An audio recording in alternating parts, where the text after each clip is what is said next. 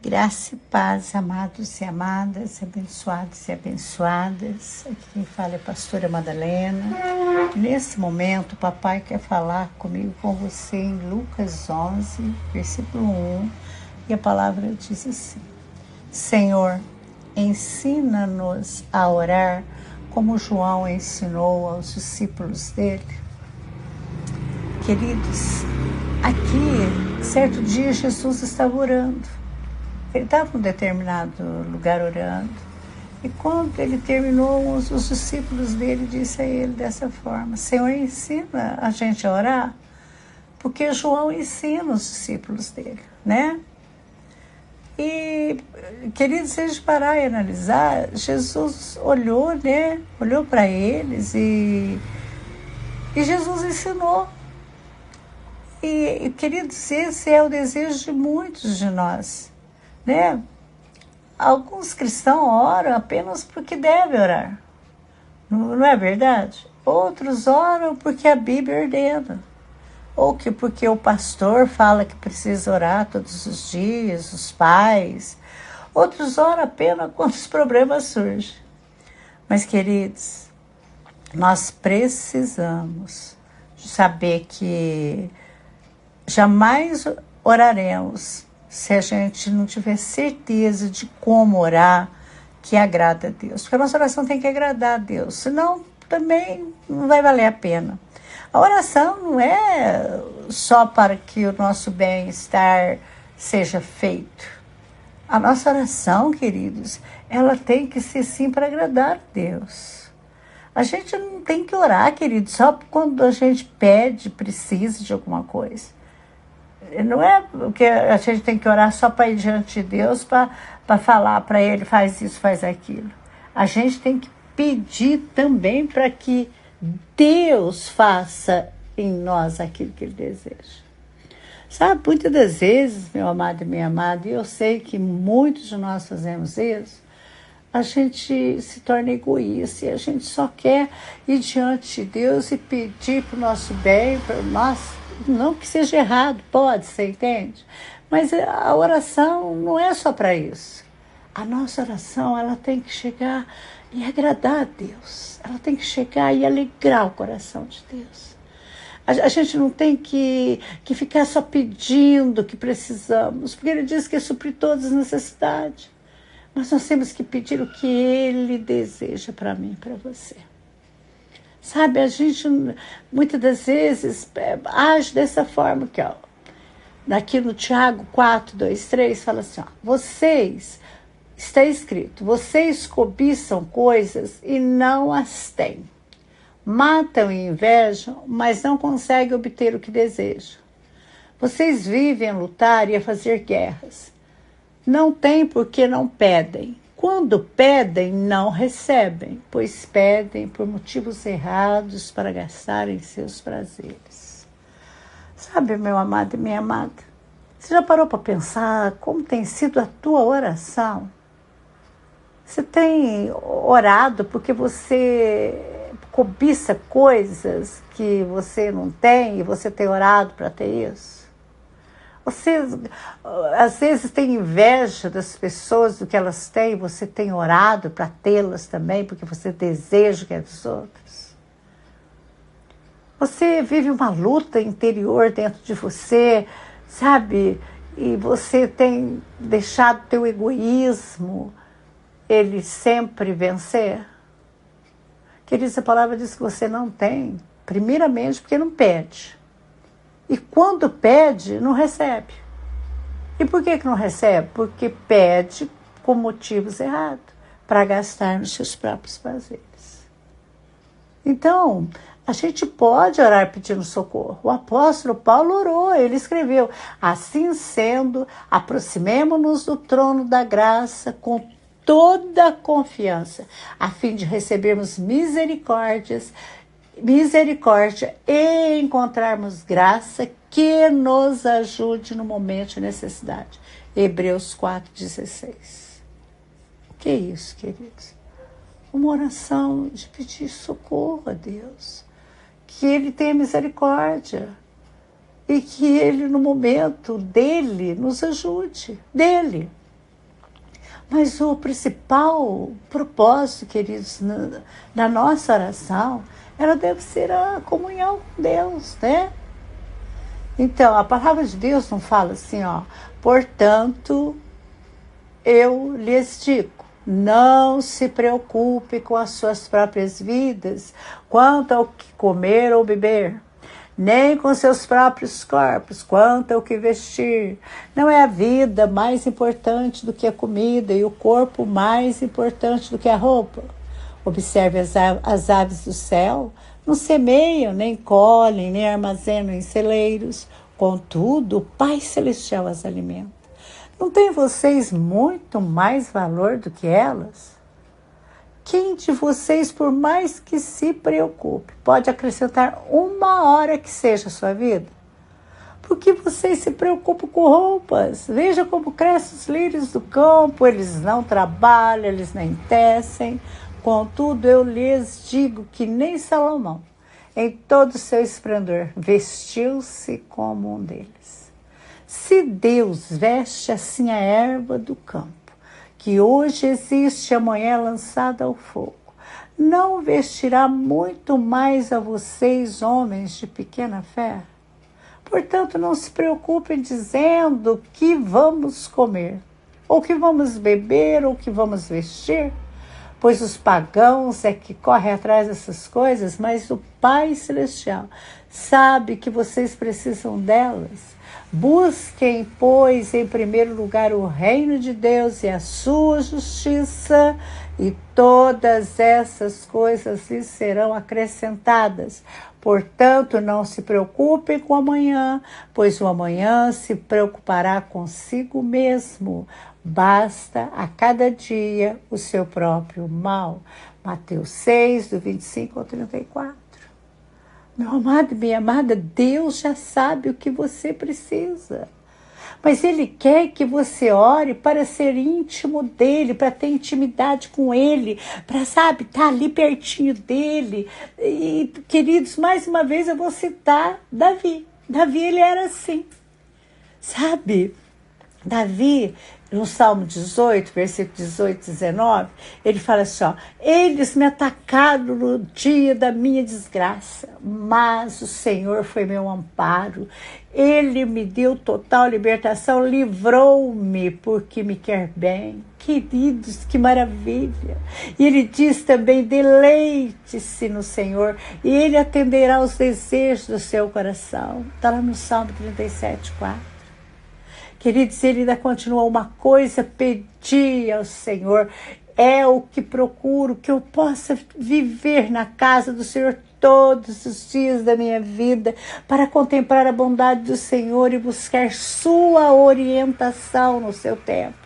Pois no dia da adversidade ele me guardará protegido em sua habitação.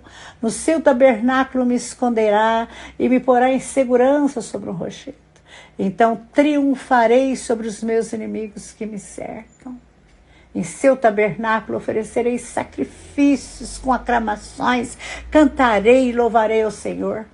Ouve a minha voz quando clamo, ó Senhor, tem misericórdia de mim e responde-me.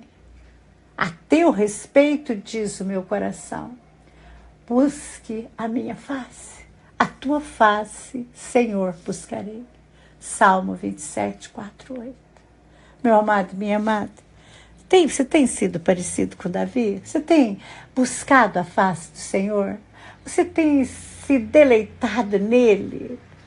Descansado nele? Deleitar em Deus significa preferir estar com ele acima de qualquer coisa. Você tem dado essa preferência? Ou você dá preferência para o celular, dá preferência para as coisas, para as pessoas, para os teus afazeres, para os teus pensamentos, para as tuas emoções?